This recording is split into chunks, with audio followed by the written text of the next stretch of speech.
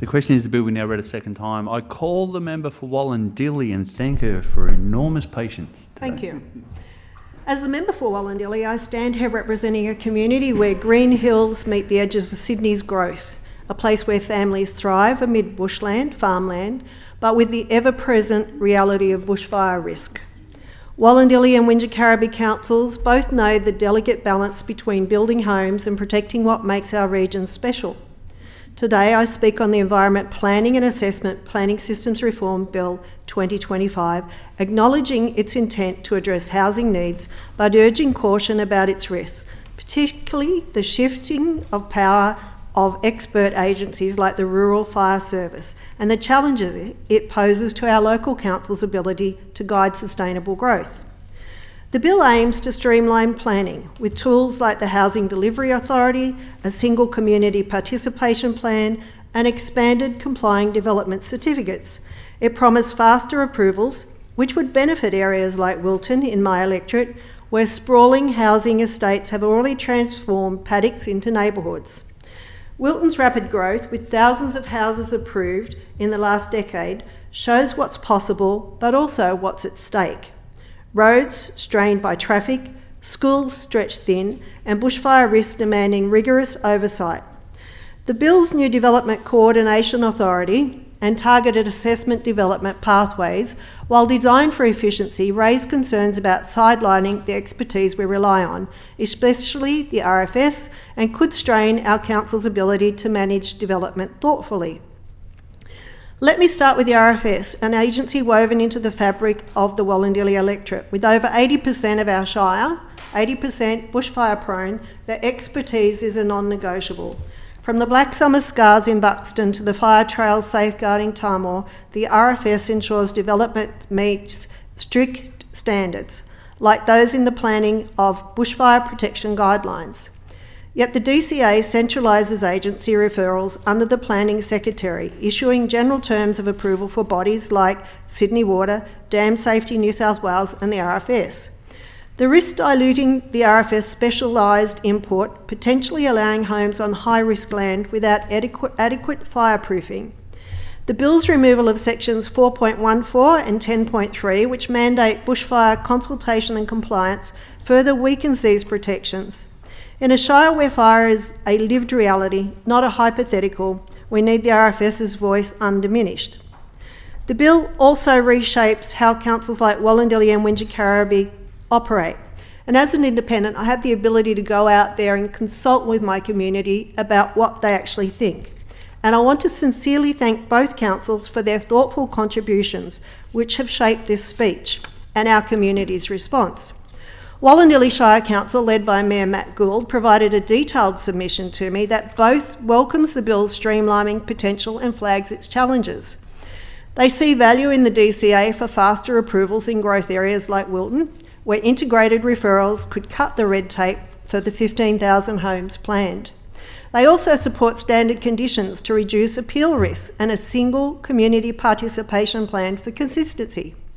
But they're clear-eyed also about the risks. Tighter 14-day modification timeframes could strain staff resources, deemed approvals risk hasty decisions, and infrastructure, like roads and schools, may lag behind Wilton's sprawl. They call to broaden the DCA to planning proposal shows forward-thinking pragmatism, ensuring our unique semi-rural character isn't lost to globalised rules. It again seeks to put what is important, that is essential infrastructure like sewer services, before homes. I also thank Wingecarribee Shire Council and Mayor Jassy Fitzpatrick's leadership for its views on the bill. Wingecarribee's submission digs into the bill's fine print, raising critical questions about process and accountability. They query section 4.55 modifications. Who decides what's minor or what has no environmental impact? The applicant? The consent authority? They are rightly concerned that the 14-day caps could see approval slip through without scrutiny. They also seek clarity on regional panels. Are they staying or going? And I'm pretty sure they're going. And they worry about councils being left to handle complex state-significant developments alone.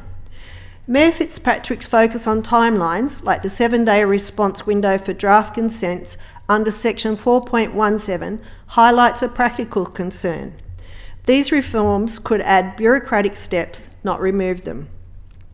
Together, both councils remind us that planning isn't just about policy, it's the lived experience of our communities, from Wilton's new estates to Bowrell's heritage streets. The bill's broader shift also gives pause. It reorientates the EPNA Act objects towards promoting development over community and environmental well-being. It changes section 4.15's test from likely to significant impacts, undefined and open to interpretation. The TAD pathway, where the Minister can designate projects at their discretion, prohibits considering environmental, social or climate impacts conflicting with the Net Zero Act and the New South Wales Court of Appeal's climate ruling. Clause 65A bans assessing cumulative impact, ignoring how Wilton sprawl strains roads and ecosystems when viewed holistically. Now, with no community consultation and a rushed parliamentary timeline, the bill risks sidelining the very people it affects. So I'm grateful and I'm looking forward to the amendments proposed by my colleagues, particularly Michael Regan MP and Alex Greenwich MP.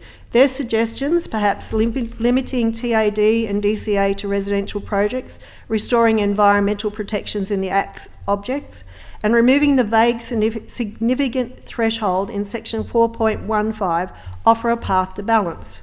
But we need more, and I urge this House to listen to the crossbench concerns and accept the amendments. I also think if the amendments are not heard and voted on, that perhaps there's time to send this bill to a multi-party committee for scrutiny and delay the vote to a later point.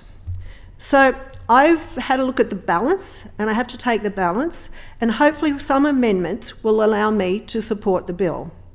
Wollondilly and Wingecarribee aren't anti-growth. We've embraced housing from Wilton's estate to Mittagong's expansion. But growth must respect our land's limits. We have a chance to streamline the planning process, but not weaken the agency roles, and build a planning system that delivers homes without sacrificing safety or sustainability. The biggest thing I was told was, let's plan for tomorrow and not just for today. And I thank the Minister for actually looking at reforms to a very outdated system.